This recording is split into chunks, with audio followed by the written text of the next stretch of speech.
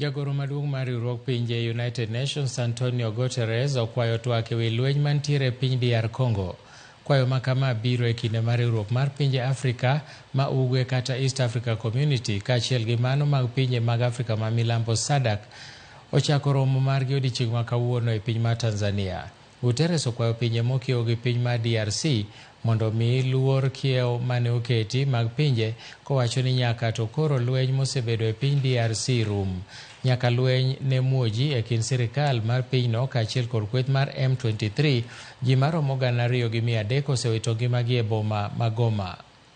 Guns, stop the escalation, respect the sovereignty and territorial integrity of the Democratic Republic of the Congo, uphold international human rights law and international humanitarian law. There is no military solution. It's time for all the signatories of the Peace, Security and Cooperation Framework for the DRC and the region to honor their commitments.